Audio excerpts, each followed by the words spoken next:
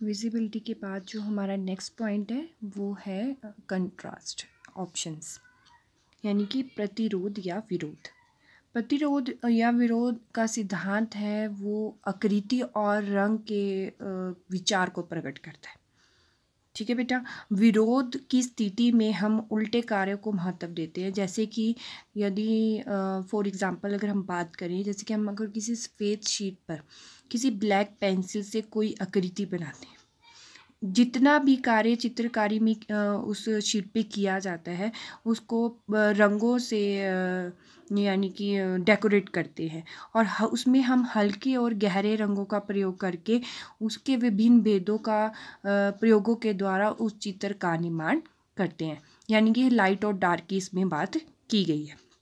Next है harmony, तालमेल की बात की जाए, वही बात होती है कि आकृति में जहाँ विजिबिलिटी है, रिदम है, कंट्रास्ट है, वहीं हारमोनी यानी कि तालमेल की बात भी बहुत ही ज़रूरी है। यह भी एक चित्रकारी का सिद्धांत माना जाता है, जिसमें जो चित्र के जो तत्व होते हैं भरपूर मात्रा की पूर्ति करते हैं, यानी कि जो ये तत्व होते हैं रंग, तान, रूप, ये बहुत ही ज़्यादा ज़रूरी होते हैं इस तालमेल में। आपसी मेल से किसी भी चित्रकारी की उपयोगी अर्थों की पूर्ति की जा सकती है, चित्र को निरर्थक होने से रोका जा सकता है।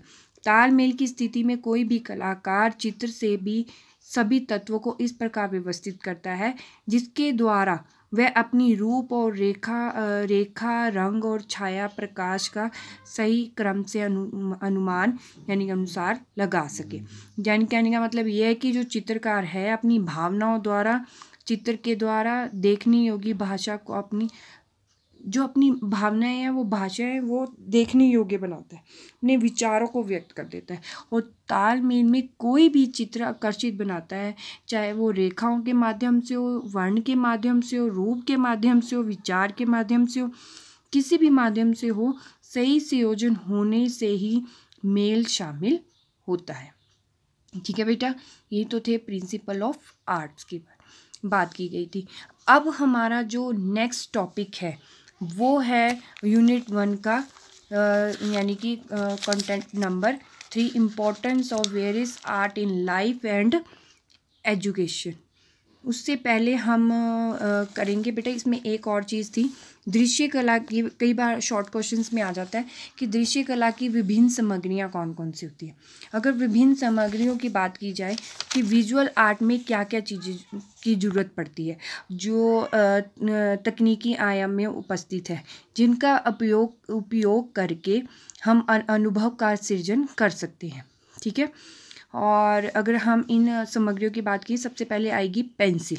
विजुअल आर्ट में दृश्य कला की जो विभिन्न सामग्रियाँ हैं, मटेरियल्स हैं, उसमें सबसे पहले जो प्रयोग होगी वो है पेंसिल। चित्रकार की रेखा खींचने के लिए जो पेंसिल का प्रयोग करते हैं, इन जो पेंसिलों की जो पूर्ण रेखा खींचने के लिए पतली स्लाई का प्रयोग किया जाता था पहले पेंसिल के आविष्कार से पूर्व। ठीक है। 1662 ईस्वी में अगर 1662 ईस्वी की बात की जाए तो पहली ग्रेफाइट पेंसिल का निर्माण किया गया था, और विश्व में सबसे पहली पेंसिल जो कंपनी थी वो इंग्लैंड में 1716 ईस्वी में स्थापित की गई थी। ठीक है बेटा। और आजकल बहुत प्रकार की पेंसिलें बनाने लगे, ठीक है, जिसमें कलरफुल पेंसिल्स भी हैं, और रेखाएं खींचने के लिए, छाया प्रकाश के लिए, आकृतियों को उभारने के लिए अलग अलग पेंसिल्स का प्रयोग किया जाता है। ठीक है। और पेंसिल के भी 2 प्रकार के लेड में प्रयोग किया गया। अब light dark extra pencil, dark pencil आपको पता है कि जो पेंसिल्स होती है उसमें 2 प्रकार के भागों में बांट गया, एक H और एक B। जो H होती है वो थोड़ी हार्ड पेंसिल होती है, और जो B पेंसिल होती है वो थोड़ी सॉफ्ट पेंसिल होती है। ठीक है। H की ओर से जाने वाला कठोर यानी कि जो अर्थात यानी कड़ा होता है, जो 2H सिंपल H पेंसिल है, 2H, 3H, 4H, 5H और 6H तक ये पेंसिल होती है, ये थोड़ी हार्ड पेंसिल्स होती हैं। और जो B वाली पेंसिल होती है वो 2 से लेके 10B तक है। ठीक है बेटा। और ये प्रारंभिक रेखाओं के लिए HB पेंसिल का प्रयोग किया जाता है, जो ना अधिक यानी कि हार्ड होती है और ना ही मुलायम होती है। जो हम नॉर्मल पेंसिल यूज़ करते हैं वो HB पेंसिल होती है। जिससे हम नॉर्मल आकृतियाँ बनाते हैं। जैसे कि जब हम अगर छोटे बच्चों की बात की जाए तो HB पेंसिल का प्रयोग करते हैं। फिर धीरे धीरे जैसे कि हम अगर अपनी कला में अपनी ड्राइंग में अगर इन पेंसिलों का प्रयोग करते हैं 2H 3B H2B, ये जो बड़े बड़े कलाकार होते हैं इन्हीं पेंसिलों के द्वारा shading, light dark, charcoal pencil, graphite pencil, इन सभी पेंसिल्स का प्रयोग करके आकृति को रूप देते हैं। ठीक है बेटा। नेक्स्ट है पेस्टल कलर आते हैं इसमें।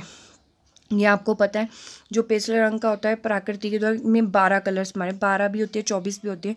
लाइट डार्क का इसमें वो होता है, ये थोड़े खुरदरे भी होते हैं और चीकनेपन में भी होते हैं। ठीक है बेटा। और जो नेक्स्ट है ऑयल कलर आते हैं। ऑयल कलर में जो ये पेंटर होते हैं ऑयल कलर के द्वारा कैनवस पे अपनी चित्रों का प्रयोग करते हैं। प्राचीन काल में ये जो दीवारों पर पहले चित्रण किए जाते थे इसमें प्रमुखता का प्रयोग किया जाता था। फिर इसमें फिर लकड़ी के जो फलक होते थे, हार्डबोर्ड, कैनवस बोर्ड, तेल, कागज़ पर इसका प्रयोग किया जाता था। ठीक है। और ये जो कलर होते हैं वो थोड़े ऑयली होते हैं। ठीक है। इसमें इसको करते टाइम इस कलर में थोड़ा अलसी का तेल या तारपीन का तेल या वार्निश या पेट्रोल आदि का प्रयोग किया जाता है। तो क्योंकि ये 1 डॉट से इतना फैलते हैं, इसका जो प्रयोग है वो कैनवस पर किया जाता है। ठीक है। और ये प्रथम क्रम में भी द्वितीय और तृतीय 3 क्रमों में बांटे गए हैं। जो यानी कि वही लाइट डार्क गहरे, इन तीन क्रमों के द्वारा इन रंगों का प्रयोग किया जाता है। वाटर कलर आ गया, जल रंग का प्रयोग किया जाता है। प्राचीन काल में जो वो ब्लैक इंक का यूज़ करते थे ना, तो इस काम में जो भोजपत्र के कागज होते थे ना, उन कागजों पर जल रंगों से चित्र उकारे जाते थे, यानी कि जो कुंडलियाँ बनाई जाती थी वो उसके द्वारा बनाई जाती थी। तो फिर हैंडमेड शीट होगी, इसमें कार्ड शीट होगी, कैनन शीट होगी, बहुत सारी, इन सब पर बड़ी खूबसूरती से जल रंगों का प्रयोग किया जाता था। और जल जो वाटर कलर जो होते हैं ये पानी के माध्यम से चित्र को तल पर फैलाया जाता है और जल वाटर कलर से आर पार दिखाई देता है, इसलिए इन रंगों को पारदर्शी रंग भी कहा जाता है। ठीक है। अब ये ट्यूब्स में भी आते हैं, सॉरी बेटा, उसमें सर्कल्स प्लेट्स में भी आते हैं, बॉटल्स में भी आते हैं। ये अलग अलग तरह के जो रंग है अपनी चमक द्वारा इन रंगों पारदर्शी रंगों का प्रयोग किया जाता है। अब अगर नेक्स्ट खनिज और भूमि रंग यानी मिनरल एंड अर्थ कलर की बात की जाए तो इन रंगों का जो प्रयोग है वो दीवारों के लिए किया जाता है। इन रंगों को पानी में घोलकर दीवारों पर, जिसे हम ये वाइट वॉश का नाम देते हैं। ठीक है बेटा। ये पहले जो लोग थे इसमें मुल्तानी मिट्टी, बादामी, पीला, भूरा, इसमें कई रंगों का प्रयोग करके खनिज भूमि रंगों से का प्रयोग करके इन दीवारों को रंगा जाता है। पेन और इंक की बात की जाए तो जो ये पेन और इंक की चित्रकारी को आसानी से एक स्थान से दूसरे स्थान तक ले जाया जा सकता है। ये बहुत कम खर्चीले होते हैं। आपने देखा होगा हमारे टाइम में भी जो गवर्नमेंट स्कूलों में ब्लैक इंक द्वारा वो एक लकड़ी की फट्टी जैसी पे लिखवाते होते थे, ये इसमें वो ब्लैक इंक का प्रयोग किया जाता था। ठीक है। इसे पेन पर कागज़ की आवश्यकता होती है और ड्राइंग के लिए कई तरह के पेनों की, फाउंटेन पेन होते हैं, ग्राफिक पेन होते हैं, ड्राफ्टिंग पेन होते हैं, रीड्स पेन होते हैं और बॉल पॉइंट पेन होते हैं, जो आप लोगों को पता है, जो हम यूज़ करते हैं। ठीक है। अगर इंक की बात की जाए इसमें ब्लैक इंक आती है। ठीक है। ब्लैक इंक के द्वारा इनमें इसका जो लिक्विड होता है वो थोड़ा गाढ़ा होता है। ठीक है।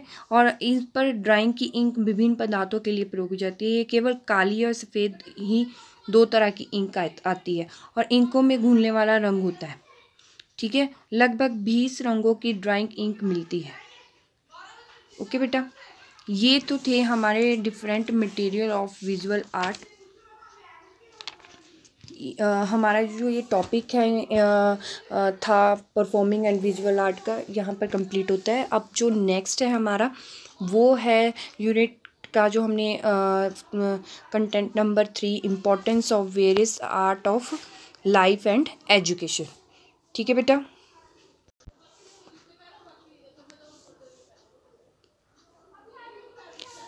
इसमें एम्स और स्कूल में कला शिक्षण के उद्देश्य के बारे में हम बात करेंगे कि AIIMS and object of art of teaching in school, कि स्कूल्स में जो विद्यालय है वो शिक्षा का लक्ष्य बालक को ज्ञानवान बनवाना ही नहीं, बल्कि उनके जो भविष्य में सामाजिक उत्तरदायित्व को का भी योगदान बनाता है। जैसे कहने का मतलब है कि जिस समाज में उसे रहना है, उसे उस समाज के साथ उसको ग्रहण करना होगा और अनेक रूपों में उसका प्रतिपादन करना होगा।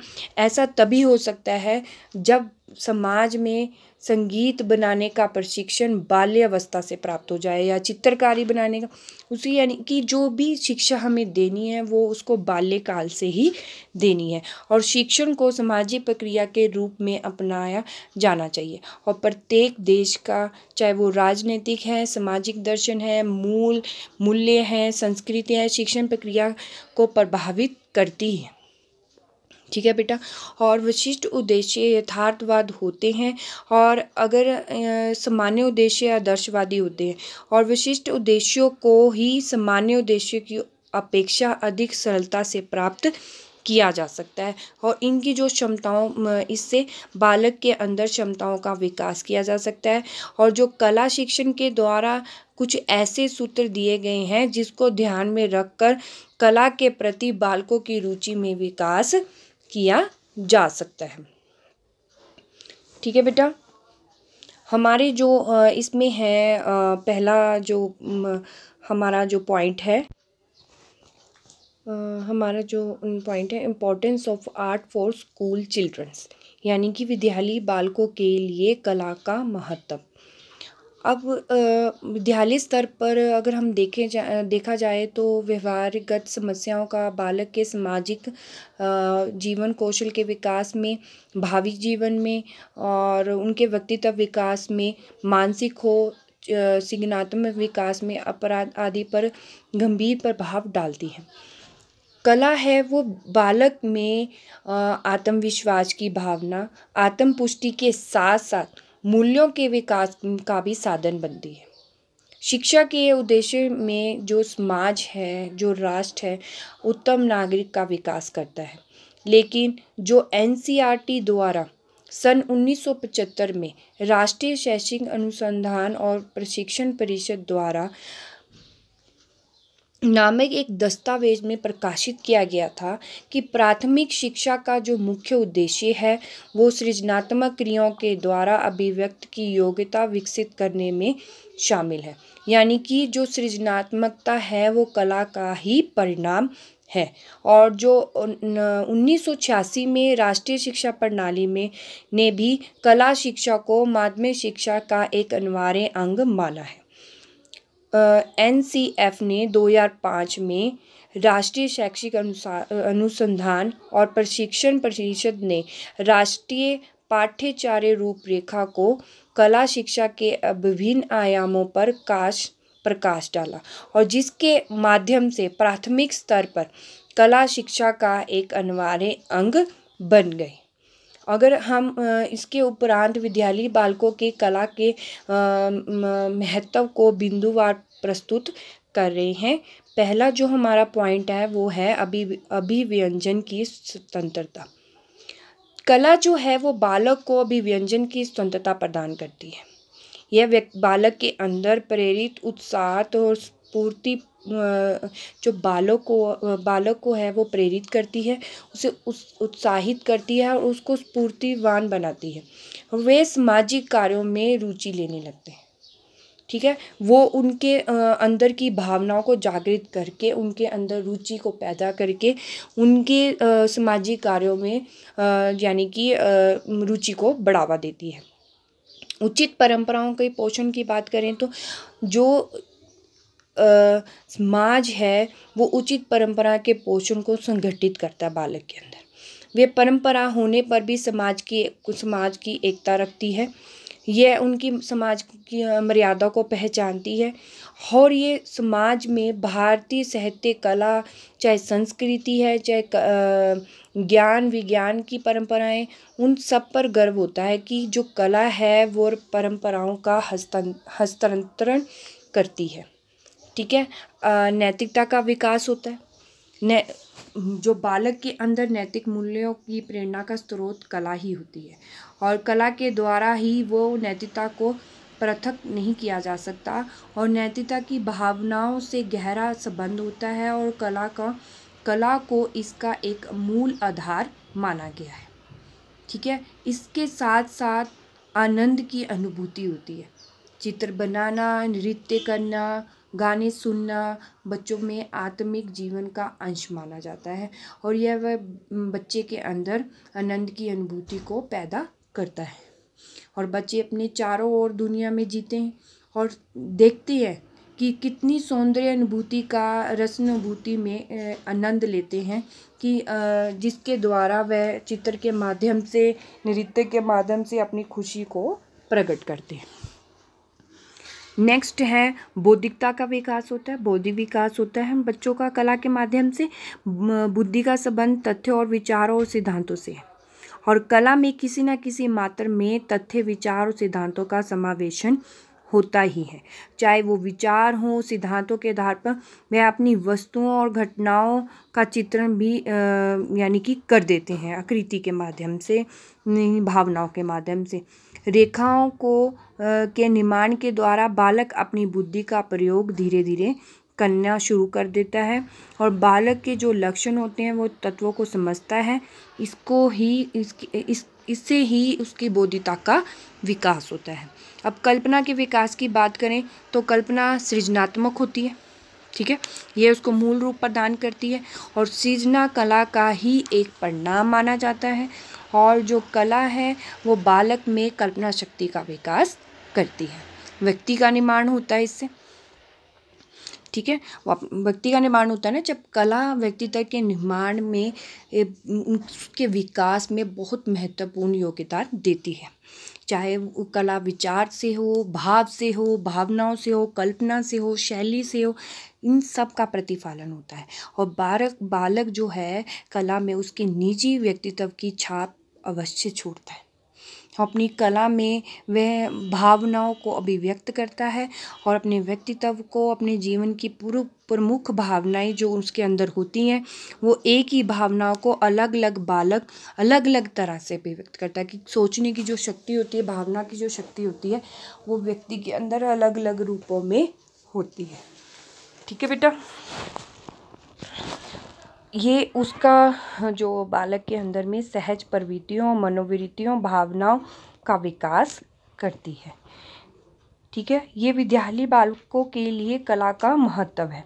ये इसके साथ साथ ये व्यक्ति जो यही बताया गया बेटा इसमें कि जो कला है वो बालक के सर्वांगीण विकास शुरू से लेकर, चाहे उसकी भावनाएं हों, चाहे उसके विचार हों, इन सब का विकास धीरे धीरे बालक के अंदर होने लगता है। हमारा जो अब नेक्स्ट पॉइंट है, नेक्स्ट जो है importance of art education at in elementary level. अब इनमें दो लेवल माने गए हैं, एलिमेंट्री लेवल और सेकेंडरी लेवल। एलिमेंट्री लेवल की अगर हम बात करें, जो कला है वो शिक्षा के उद्देश्य का अध्ययन करती है, और ये बालक के अंदर गुणों का विकास करती है, और यह मानव जीवन का मात्र लक्ष्य ही नहीं है, ये उसके अंदर बाल मनोवैज्ञानिक यानी कि उसके अंदर की भावनाओं को स्थानांतरित यानी कि मूर्त रूप प्रदान करती है। हमारे जो प्रसिद्ध बाल मनोवैज्ञानिक एलिजाबेथ बी हार्लेक के अनुसार बालक के जीवन के प्रारंभिक वर्षों में उसके संपूर्ण जीवन का स्वर्ण काल होता है। जो हमारा अगर बालक के स्कूल गोइंग की बात की जाए तो स्टार्टिंग की जो बात होती है वही उसका स्वर्ण काल होता है, कि जो उसने उस काल में सीख लिया वही उसका मेन भाग बन जाता है पूरे जीवन का। ठीक है। इस अवस्था में उसके जो शरीर का और जो उसके मस्तिष्क का अधिकांश विकास होता है वो विशेष रूप से प्रथम 12 वर्षों में ही संपूर्ण विकास हो चुका होता है। 12 वर्ष तक बच्चे का जो डेवलपमेंट होती है वो पूर्ण रूप से हो जाती है, और इस विशेष काल में जो बालक होता है उसका जो वातावरण होता है वो शिक्षण और व्यक्तियों के संपर्क में आता ही आता है। जब वो स्कूल गोइंग होगा तो उसे अलग अलग चीज़ों का ज्ञान प्राप्त होता है, उसके शब्दों के भंडार में वृद्धि आती है, वो नई नई चीज़ों को सीखने की कोशिश करता है। उस काल तक उसकी जो आदतें होती हैं वो स्थायी और परिवर्तनीय नहीं होती हैं, ठीक है। उनकी जो आदतों को आसानी से समाप्त भी किया जा सकता है, यानी कि वो फ्लेक्सिबल होती हैं, उन्हें बदला भी जा सकता है। कोई बुरी आदत है तो वो उस एज तक अगर सुधार दी जाए तो वो सुधर जाती है। और बाल्यकाल में जो बालक है वो प्राकृतिक रूप से जिज्ञासु होता है। हमने देखा होगा कि जैसे जैसे बच्चे की उम्र बढ़ती रहती है, उनकी जो इच्छा शक्ति भी बढ़ती हैं, उनकी जो कह लो कि अगर उसका धीरे धीरे अगर कला में इंटरेस्ट है या तो फिर उसको डांस में इंटरेस्ट है, तो वो धीरे धीरे जो उसका जो इंटरेस्ट होता है वो बढ़ता रहता है। और उन विभिन्न वस्तुओं को देखकर उसके जो मन मस्तिष्क में भांति भांति के जो विचार जिज्ञासाएं जन्म लेने लगती हैं, जिसके माध्यम से के द्वारा वह विभिन्न माध्यम के द्वारा उसे अभिव्यक्त करता है।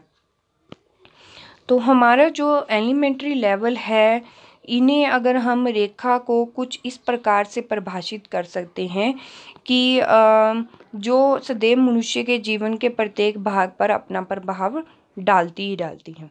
अब ये क्षितिज रेखाएं भी होती हैं, खड़ी रेखाएं भी होती है, कटी रेखाएं भी होती हैं, मोटी रेखाएं भी होती है और सरल रेखा भी होती है। कहने का मतलब कि बालक की कला को दिशा देना तथा उसका रूप संवारने के लिए यह परम आवश्यक होता है कि उसे उचित समय पर उचित माध्यम से सुनियोजित तथा सभी पक्षों पर औपचारिक और अनौपचारिक शिक्षा प्रदान की जा सके। अब कहते हैं ना, बच्चा जो लेवल शुरू करता है अपनी स्टडी का, वो रेखाओं के माध्यम से करता है, चाहे वो दीवारों पर करे चाहे वो कॉपी पे करे। अगर हम उन रेखाओं को सही रूप प्रदान करवा दें तो वो उस सही रूप उनकी बालक की प्रतिभा के विकास में पूर्ण रूप से सहायक होता है। ठीक है बेटा, हमारा जो इसमें एलिमेंट्री लेवल में जो हमारा फर्स्ट पॉइंट है वो है कला व हस्तकला। अब कला की बात की जाए तो बच्चा तो बचपन से ही पेंसिल उठा के रेखाओं के माध्यम से कला करनी शुरू करता, उसके लिए तो वो कला ही है। हमारे लिए वो रेखाएं हैं, लेकिन वो उसके लिए वो कला होती है। उस समय उस बच्चे को उस कला के लिए रोकना नहीं चाहिए, बल्कि उसको जिज्ञासु करना चाहिए। उसकी जो रेखाओं की स्थिति है उसमें उसको सुधार करना चाहिए, ताकि वो अपनी प्रतिभा का विकास पूर्ण रूप से कर सके। ये बच्चा जो कला है, हस्तकला के द्वारा सजावट और अलंकरणीय वस्तुओं का रुचिपूर्वक बनाता है। और जो छोटे बच्चे होते हैं वो कक्ष में रंगीन कागज, उन्हें कलरफुल पेजेस बहुत पसंद होते हैं, उसमें वो फूल इत्यादि बनाते हैं, कुछ बनाते हैं। यही जो कार्य होता है वो बच्चे को रुचिपूर्वक बनाता है। अब चित्रकला की बात की जाए, जो बालक है वो चित्रकला के अंतर्गत अपनी स्थानीय परिवेश में देखने वाली वस्तुओं के चित्र बनाने शुरू करता है।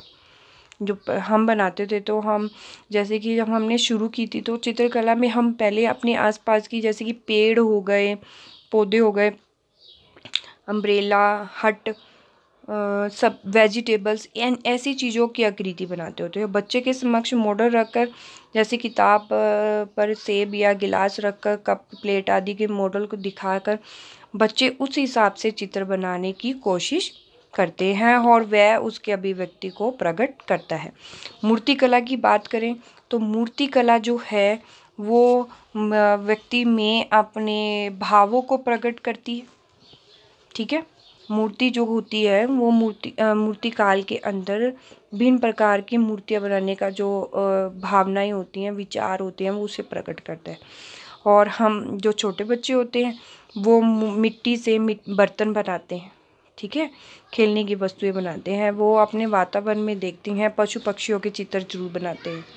ये भी उसके अंदर की जो कला होती है वो अभिव्यक्त होती है और बच्चे के अंदर अभिव्यक्ति की भावना को पैदा करती है। हम नाट्य कला की बात करें, अब बच्चे तो नकल करते हैं, आपको पता है स्कूल में ड्रामाज होते हैं, भाव होते हैं, कई बच्चे एक दूसरे के मान लो अगर किसी कार्टून कैरेक्टर उनको बहुत पसंद है तो वो उसकी नकल करते हैं और वैसे ही बोलते हैं। वो उनके अंदर के विचार, उनके भाव होते हैं जो अभिव्यक्त होते हैं।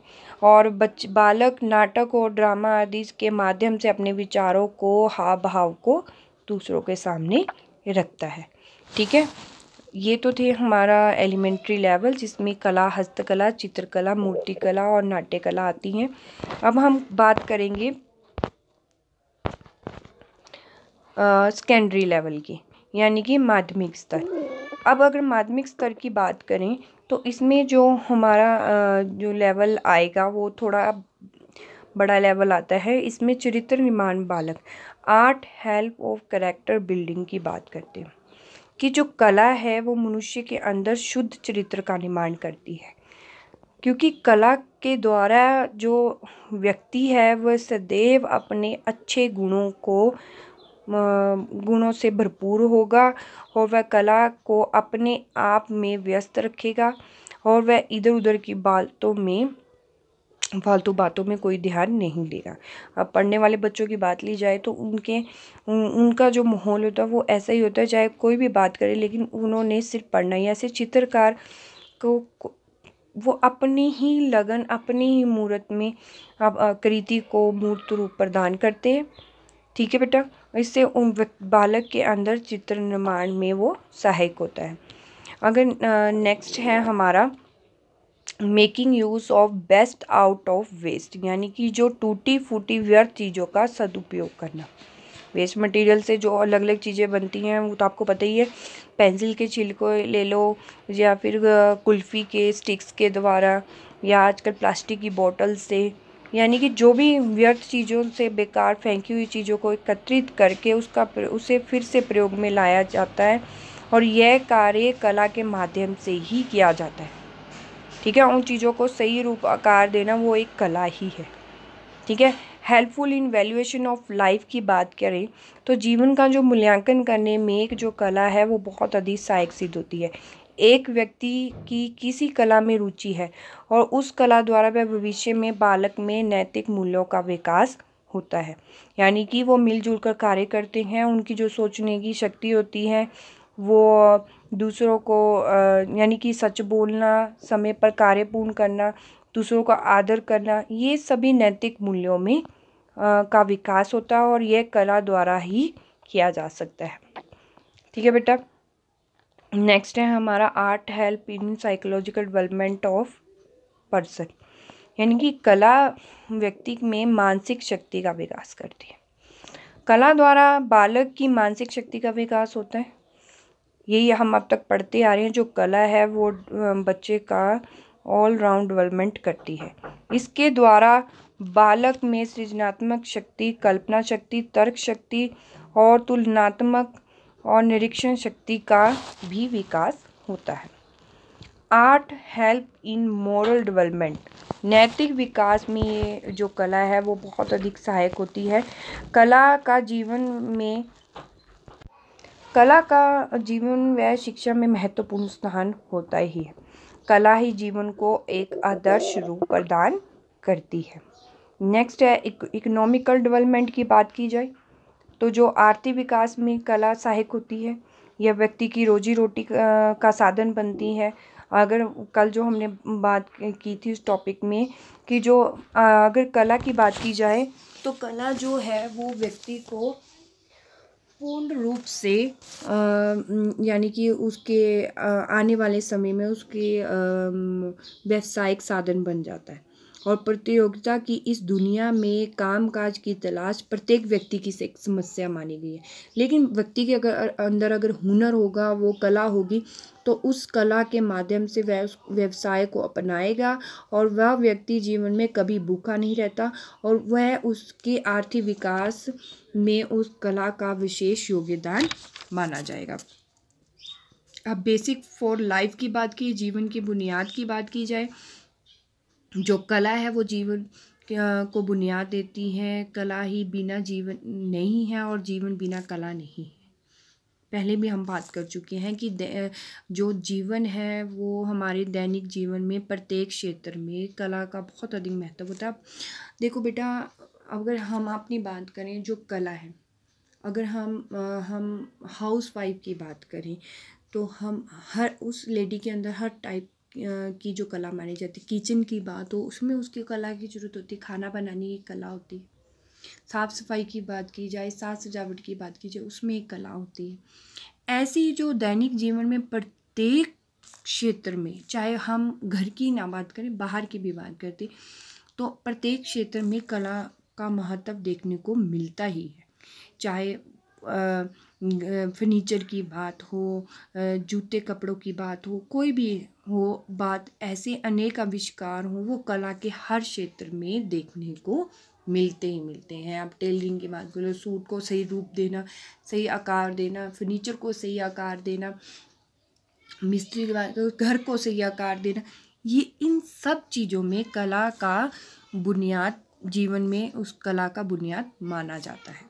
नेक्स्ट है हेल्पफुल इन पर्सनैलिटी डेवलपमेंट। व्यक्तित्व का विकास में जो कला है वो व्यक्तित्व के विकास में सहायक सिद्ध होती है। कोई भी कला अच्छे कलाकार को नाम, दौलत, शोहरत तो देती ही है, और इससे उससे क्या होता है कि उसके व्यक्तित्व में भी विकास, उसको यानी कि अगर दौलत शोहरत मिलेगी तो उसमें और रुचि का डेवलपमेंट हो जाता है। तो उसको और लगने लग जाता है कि हाँ, मुझे इससे ज़्यादा और अच्छा करना है, ताकि मुझे और अप्रिशिएट मिले, मुझे मेरी और तारीफ़ हो, और मेरी जो नाम है, शोहरत है, वो और बढ़े। ठीक है बेटा। इसमें और भी आते हैं, जैसे कि कल्चरल डेवलपमेंट हो जाता है, क्रिएटिविटी पावर आती है बच्चे के अंदर, role of art in other subject में भी। अगर दूसरे विषयों में कला की भूमिका की बात करें तो ये आपको पता ही है, जैसे कि अब जो कला है वो सिर्फ ड्राइंग में नहीं यूज़ होती है, वो मैथमेटिक्स में भी आती है, साइंस में भी आती है, सोशल में भी आती है। इन सभी विषयों में कला का प्रयोग कहीं ना कहीं ज़रूर किया जाता है। अब देखो, डायग्राम्स बनते हैं, मैप का प्रयोग किया जाता है, सोशल में मॉडल्स बनाए जाते हैं। इन सभी के विषयों को समझने में आसान और सरल हो जाता है। नेक्स्ट है education in value of art. कला का अगर शैक्षिक मूल्य देखा जाए तो इसमें जो कला है हमारी संस्कृति का संरक्षण का महत्वपूर्ण कार्य करती है। वह विद्यार्थी के अंदर सामाजिक विकास के दायित्व को निभाती है। कला ही और शैक्षिक मूल्यों के द्वारा ही विद्यार्थियों के अंदर बहुपक्षीय विकास पैदा करती है। ठीक है बेटा। हम कला से बालक में जो समझने की क्षमता होती है वो उसको बढ़ावा देती है, और जो बड़े लोग होते हैं इन बातों को महत्वपूर्ण मानते हैं। सत्य और तथ्यों को प्रकट करता है। जो कला एक ऐसी विधि है जिससे बालक के अंदर वह अपने सत्य और तथ्यों को प्रकट करता है, कृति के माध्यम से, कला के माध्यम से, जो शब्दों से नहीं प्रकट किए जा सकते। जो हम बोलकर नहीं कह पाते वो हम लिखकर या फिर अपने भावों से, अब मान लो कि किसी की अब डेथ हो जाती है तो वहाँ हम शोक प्रकट करते हैं, तो हम एक्सप्रेशन के माध्यम से हमारे जो भाव है वो फेस पर नज़र आते हैं। अगर हम बहुत ही खुश हैं तो उसके भाव भी हमारे फेस के माध्यम से नज़र आते हैं। ठीक है बेटा। नेक्स्ट है विविध और दृष्टिकोण की बात करें। जो कला है वो बालकों के अंदर दृष्टिकोण का विकास करती है। किसी भी कलाकृति को दुनिया से बहुत तरीकों में समझा जाता है। अब एक आकृति को अगर मैं अपने हिसाब से देखूंगी तो अगर मैं अगर आपको कोई दृश्य दिखाती हूँ तो उसका जो मेरी भावनाएं होंगी वो अपने हिसाब से प्रकट होंगी, आप अपनी भावनाओं को अपने हिसाब से प्रकट करो। यानी कि जो दृष्टिकोण, देखने का तरीका और नज़रिया होता है वो अलग अलग होता है और उसकी व्याख्या की जा सकती है। ठीक है। अब अनुभव की बात करें। अनुभव जो है वो कला में उन अनुभवों की प्राप्ति होती है जो किसी स्रोत से प्राप्त नहीं हो सकते। ठीक है। अपनी फीलिंग और अपने माध्यम के द्वारा। और अगर सामग्री के द्वारा, अगर हम कला को बालक किसी भी सामग्री के द्वारा या किसी की सामग्री के अंदर सोचने की शक्ति को पैदा करते हैं, यानी कि प्रत्येक कला में कुछ ऐसे साधन होते हैं, प्रतिबिंब होते हैं जो उसकी वास्तविकता को पैदा करते हैं। इसमें क्या होता है, जो शैक्षिक स्तर होता है वो विद्यार्थी के अंदर कला की चुनौती को प्रस्तुत करता है। ठीक है बेटा। नेक्स्ट है समाधान का जटिल तरीका। अगर हम समाधान, जो कला है वो बालक को सिखाती है, कुछ ना कुछ बालक के अंदर की भावनाओं को जागृत करती है और वह उस बालक के अंदर समस्या समाधान का जटिल तरीका यदा कदा खोज लेती है, लेकिन इससे परिस्थितियों और अवसर परिवर्तित हो जाते हैं और कला के माध्यम से योग्यता और इच्छा की आवश्यकता होती है और वह उन इच्छाओं और शक्तियों को प्रकट करता है। अच्छे निर्णय लेना सिखाती है, जो कला है वो बालक के अंदर उसको अच्छे निर्णय लेना सिखाती है, कि जिससे बालक अपने साथियों के साथ मिलजुल कर काम करता है, सत्य बोलता है, उसके गुणात्मक संबंध का बनने में सक्षम होता है और बालक जब विविध उत्तरों में कोई उत्तर चुनता है तो यह उसका निर्णय होता है। ठीक है बेटा। और ये जो भी सारी चीज़ें होती हैं वे कला के माध्यम से शैक्षिक मूल्य प्रदान करती है। ठीक है बेटा। ये तो थे हमारा आज का प्राथमिक लेवल, माध्यमिक लेवल और कला का शैक्षिक रूप, और हमने किया विद्यालय बालकों के लिए कला का महत्व। ठीक है बेटा। नेक्स्ट टॉपिक आपकी अगली वीडियो में आपको मैं सेंड कर दूँगी। थैंक यू बेटा। Have a nice day.